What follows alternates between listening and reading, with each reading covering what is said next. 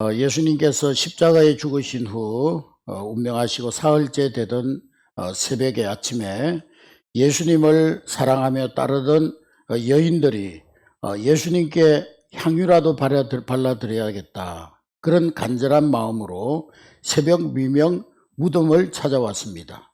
저들은 무덤을 찾아가면서 한 가지 마음속에 걱정이 있었습니다. 무덤에 가면 그 무덤 문에 큰 돌이 막혀 있을 텐데 그 무덤 문을 누가 굴려주리요? 누가 우리를 위하여 무덤 문을 굴려주리요?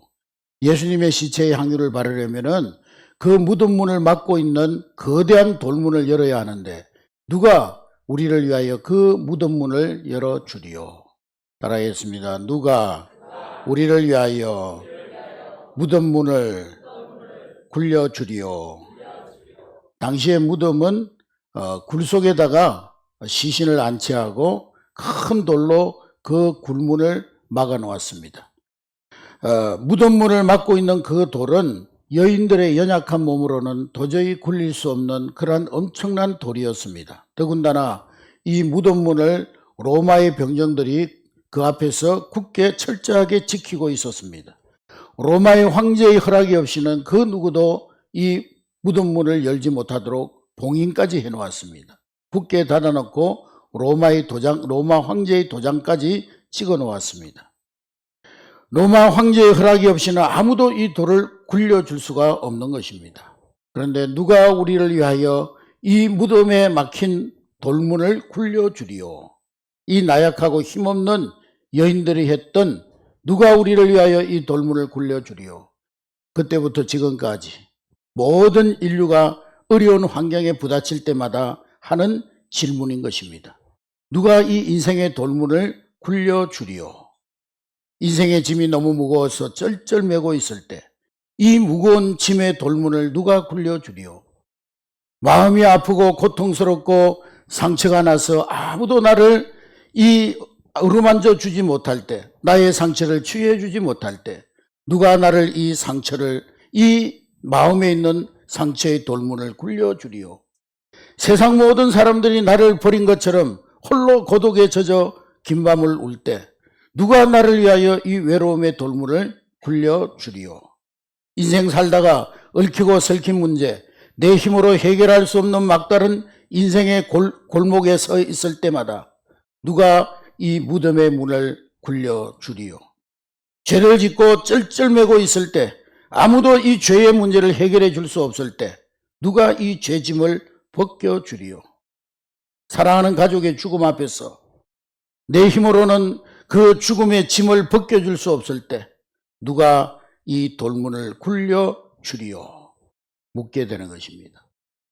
인생은 누구나 무덤 앞에서 인간의 생명을 죽음으로 삼켜버린 허무와 절망 앞에서 누가 우리를 위하여 이 돌을 굴려줄까? 그렇게 절규하게 되는 것입니다.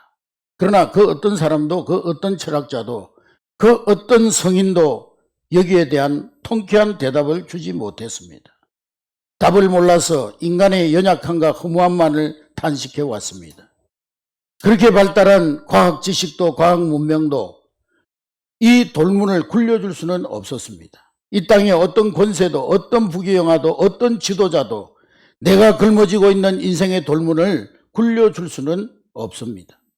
과연 인간의 행복을 가로막고 있는 이 거대한 죽음의 돌문, 절망의 돌문을, 상처의 돌문을 누가 옮길 수 있겠습니까? 인생의 행복을 가로막고 있는 이 돌이 무엇입니까? 오늘 본문 4절 말씀해 보니까 4절 우리 다 같이 읽겠습니다. 시작. 눈을 들어본 적 벌써 돌이 굴려져 있는데 그 돌이 심히 크더라. 그 돌이 심히 컸다, 그렇게 말씀하고 있습니다. 이 심히 큰 돌, 거대한 돌, 이 돌이 무엇입니까? 이 돌은 먼저 절망의 돌입니다. 예수님이 십자가에 힘없이 매달려 죽으시자 제자들의 소망도 기대도 꿈도 신앙도 단번에 다 죽어버리고 말았습니다. 제자들은 절망의 무거운 짐에 눌려버렸던 것입니다. 두 번째, 심히 큰 돌은 연약한 인간의 힘으로 도무지 굴릴 수 없는 죽음의 돌입니다. 스스로 죽음의 돌을 굴린 사람이 누가 있습니까? 이 땅의 제왕들이 죽음의 돌을 굴릴 수 있었습니까? 진시황의 불로초 불사역이 인생의 죽음의 돌을 굴렸습니까, 여러분? 여러분, 4대 성인 중 예수 그리스도 외에 그 누가, 스가가, 공자가, 모하메트가 이 인생의 죽음의 돌을 굴려줄 수가 있었습니까, 여러분? 그들은 저마다 자신의 무덤을 자랑하고 그 무덤 속에 안치되어져 있는 것입니다. 세 번째 무거운 돌은 예수님께서 이를 위하여 죽었음에도 불구하고 의심과 불신으로 붙어 다니는 죄짐의 돌, 이것이 바로 인생의 무거운 돌인 것입니다. 우리 인생에 무거운 돌들이 이런 돌도 있고 저런 돌도 있고 이런저런 여러 가지 종류의 돌이 있지만은, 그러나 그 모든 돌을 모아보면 결국 한 가지 짐밖에 없는 것입니다. 그것은 바로 죄의 짐인 것입니다. 무거운 인생의 돌, 죄의 짐을 해결하는 방법을 여러 가지로 말해보지만은, 그러나 그 해답은 단 한 가지밖에 없는 것입니다. 바로 십자가에 달리시고 부활하신 예수 그리스도밖에 그 해답이 없는 것입니다. 네 번째 무거운 돌은 예수님의 죽으심과 동시에 흩달감에 빠진 제자들은 제각기 뿔뿔이 흩어져 도망가고 말았습니다. 그러므로 이 돌은 제자 공동체를 파괴하는 실망감과 흩달감의 돌입니다. 이 크고 무거운 돌에 도전장을 낸 사람은 어떤 건장한 남자가 아니라, 어떤 장수가 아니라 연약한 3명의 여인들이었습니다. 주님의 몸이 장사되고 무덤 입구에 커다란 돌을 굴려막는 것을 보자 수많은 제자들, 그리고 심지어 가장 예수님께 사랑받던 베드로와 안드레도 예수님을 버리고 도망가 버리고 말았습니다. 그러나 끝까지 믿음과 사랑의 마음으로 예수님의 시신에 향유라도 발라드려야 되겠다는 그런 마지막 헌신이라도, 십자가에 죽으신 예수님을 위해서 마지막 헌신이라도 베풀어야 되겠다며 나선 사람은 오늘 본문의 연약한 이 3 여인들이었습니다. 이 여인들은 예수님이 시신에 향품을 바르고 장례를 치르는 이 최소한의 절차마저도, 대우마저도 받지 못하고 무덤에 묻혀있는 사실을 안타까워하면서 그들은 부활절 아침에 향품과 향유를 준비해서 예수님이 십자가에 죽으신 지 사흘째 되는 날 아침에 예수님의 무덤을 찾아왔던 것입니다. 그런데 예수님의 무덤 앞에 왔는데 이게 웬일입니까? 돌은 이미 굴러져 없었습니다. 무덤을 가로막고 있던 그 거대한 돌이 굴러져 내려져 가고 없었던 것입니다. 여러분, 사랑하는 성도 여러분, 오늘 여러분들은 어떤 근심 걱정, 인생의 무거운 돌을 짊어지고 오늘 이 아침에 여기에 찾아오셨습니까? 여러분들이 여러분 스스로 굴릴 수 없어 쩔쩔매고 있는 그 인생의 무거운 돌이 무엇입니까?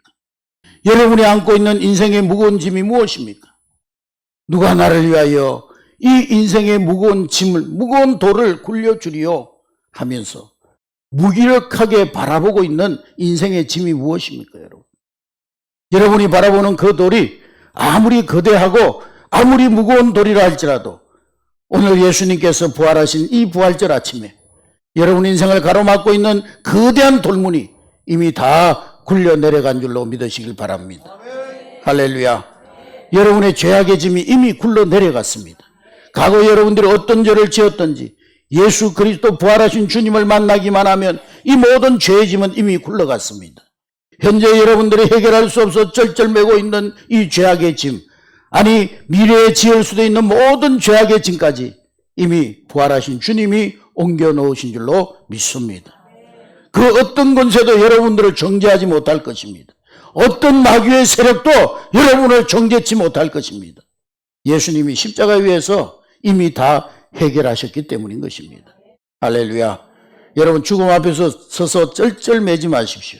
이 죽음의 문제를 우리 예수님께서 해결하셨습니다. 음부의 권세를, 지옥의 권세를 이미 부서뜨리고 멸하셨습니다. 여러분의 이름이 하나님 나라 생명책에 기록되어 있음을 믿으시기를 주님의 이름으로 축복합니다. 인생의 모든 무거운 짐이 다 해결받았습니다. 이미 돌문이 열려져 있었습니다. 돌은 이미 굴러져 갔습니다. 죽음의 돌이 벌써 굴러갔습니다. 절망의 돌이 이미 굴러갔습니다. 죄의 짐이 이미 굴러갔습니다. 한숨과 염려와 걱정과 근심과 슬픔을 거두시기 바랍니다. 오늘은 찡그렸던 얼굴을 빛나게 하는 날인 줄로 믿습니다. 오늘 땅을 바라보던 눈을 들어서 하늘을 바라보는 날인 줄로 믿습니다. 신령한 세계를 바라보는 날인 줄로 믿습니다. 죽음의 돌문이 굴러간 줄로 믿습니다. 여러분, 때로는 환경이 어려울 수가 있어요. 때로는 남들이 당하는 모든 질병과 고통을 함께 겪을 수가 있습니다. 세상 사람하고 예수 믿는 나하고 하나도 다른 것이 없어 보일 수도 있습니다. 그러나 여러분 기억하십시오. 오늘 부활의 주님을 만난 사람은, 부활의 주님을 영접한 사람은, 부활의 주님을 나의 구주, 나의 그리스도로 고백한 사람들은, 영원한 나라의 소망과 부활의 소망을 안고 살아가는 사람은 모든 것이 같아 보이나 그러나 모든 것이 다른 것입니다. 모든 사람에게 똑같이 아침에 태양이 떠서 저녁이면 태양이 지겠죠. 똑같이 하루 세 끼 밥을 먹어야 살 수 있을 것입니다. 똑같이 봄이 되면 싹이 트는 것을 볼 수 있습니다. 그러나 부활의 주님을 만나고 부활의 소망 가운데 살아가는 사람, 똑같은 환경, 똑같은 문제에 갇혀 살아가는 것처럼 보이지만 그러나 모든 것이 다른 세계에서 살아가는 줄로 믿습니다. 아침에 뜨는 태양이 다르고 돋아나는 움이 다르고 하나의 꽃을 보아도 다르고 똑같은 공기를 마시면서 살아도 우리는 성령을 호흡하며 살아가는 하늘의 존재인 것입니다. 어떤 아버지와 아들이 시골 밭길을 걸어가면서 논둑길을 걸어가면서 밭둑길을 걸어가면서 어린 아들이 아빠에게 질문 공세가 시작됐습니다. 아빠 저건 뭐야? 콩 심는 거지. 아빠 저건 뭐 하는 거야? 고추 심는 거지. 아빠 저건 뭐 하는 거야? 벼 심는 거지. 공동모지를 지나가면서 아빠 저건 뭐야? 저기 죽은 사람 묻는 거야. 아, 저기는 죽은 사람을 심는구나. 아이가 그렇게 이야기를 합니다. 그런데 이 철없는 어린아이의 말 한마디에 아버지의 머릿속에 성광처럼 계시의 메시지가 하나님의 음성이 들려오는 거예요. 아, 그렇구나. 죽은 사람 우리가 땅에 묻지만은 하나님의 사람들, 하나님의 백성들, 예수의 사람들은 땅에 묻는 것이 아니라 심는 것이구나. 예수를 알지 못하는 사람들, 부활을 알지 못하는 사람들, 한번 땅에 묻히면 영원히 음부의 권세에 갇히는 것이지만 우리는 땅에 심는 것이구나. 그렇구나. 우리는 부활하는 것이구나. 다시 살아나는 것이구나. 새롭게 영원한 세계에 심겨지는 것이구나. 고린도전서 15장에 보면은 죽은 자의 부활도 이와 같으니 썩을 것으로 심고 썩지 않을 것으로 살고 욕된 것으로 심고 영광스러운 것으로 다시 살며 약한 것으로 심고 신령한 몸으로 다시 사느니라. 할렐루야. 여러분, 이렇게 썩어질 것으로 심고 썩지 아니할 것으로 살고 욕된 것으로 심고 영광스러운 것으로 거두고 약한 것으로 심고 신령한 몸으로 다시 살 것을 알기 때문에, 우리는 죽어도 다시 살 것을 알기 때문에 부활을 체험한, 부활하신 예수님을 만났던 제자들은 사도 요한 외에, 사도 요한을 제외한 11명의 모든 제자들이 복음을 위해서 순교의 잔을 마셨습니다. 그들은 부활을 체험한 이후에 내가 만난 그 부활의 주님을 증거하면서 그들은 다 순교의 피를 흘리고 순교의 잔을 마셨던 것입니다. 우리 영상을 보도록 하겠습니다.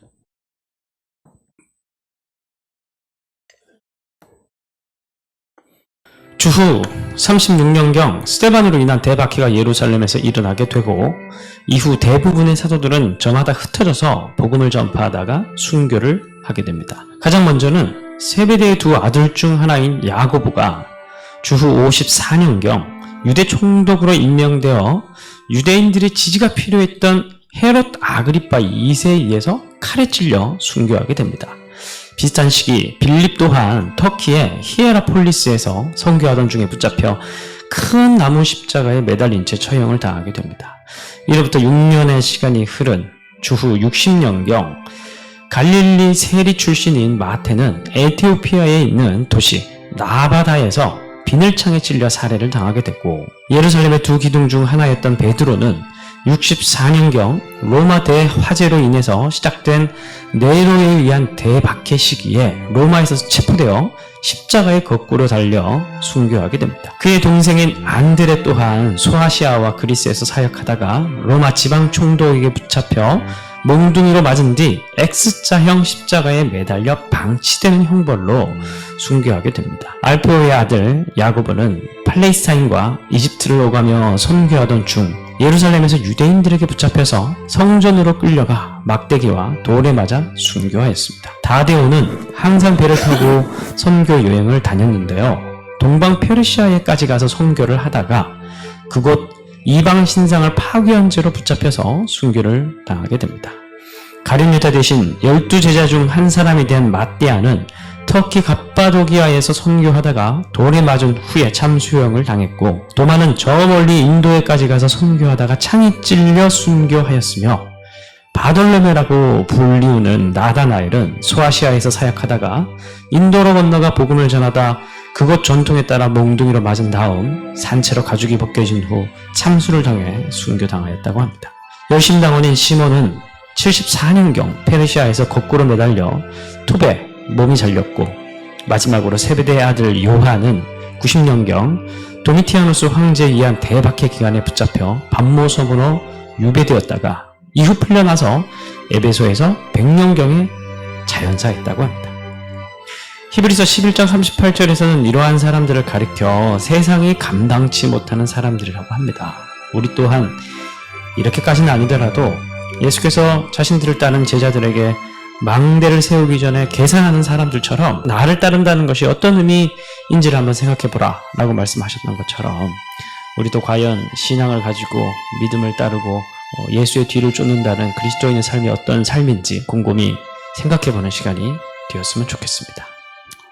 어떤 사람들은 예수님의 제자들이 예수님의 시체를 숨겨놓고 예수가 부활했다고 거짓 사실을, 요즘으로 말하면 가짜뉴스를 퍼뜨렸다, 그렇게 주장하는 사람들이 있습니다. 여러분, 자기들이 퍼뜨린 가짜뉴스를 가지고 생명을 걸고 그 가짜뉴스를 전파하다가 순교하는 사람이 과연 있을까요? 자기의 거짓말에 생명을 걸고 자기가 한 거짓말을 생명을 걸고 전하다가 순교하는 그런 사람들이 과연 있을까요? 오늘 예수님의 제자들은 부활하신 주님을, 역사적인 부활의 주님을 그들은 몸소 체험했기 때문에 그들은 죽기까지 곳곳으로 흩어져 생명을 걸고 복음 전하다가 12명의 제자 가운데 가룟유다를 대신해서 제자로 채워졌던 마띠아까지 11명의 제자들이 다 순교의 잔, 순교의 피를 마셨던 것입니다. 사랑하는 성도 여러분, 여러분들은 땅에 묻히는 사람입니까? 아니면 신기우는 사람입니까? 절망과 낭만과 사망을 노래하는 사람들입니까? 아니면 절망과 사망을 짓밟는 노래를 하는 사람들입니까? 돌문에 갇혀서 신음하는 사람들입니까? 아니면 돌문을 굴리며 부활을 노래하는 사람들입니까? 여러분, 우리는 이 부활절 아침 절망의 돌문을 굴리는 노래를 부르는 날인 줄로 믿습니다. 죄짐의 모든 돌, 그 문이 굴러간 것을 노래하는 날인 것입니다.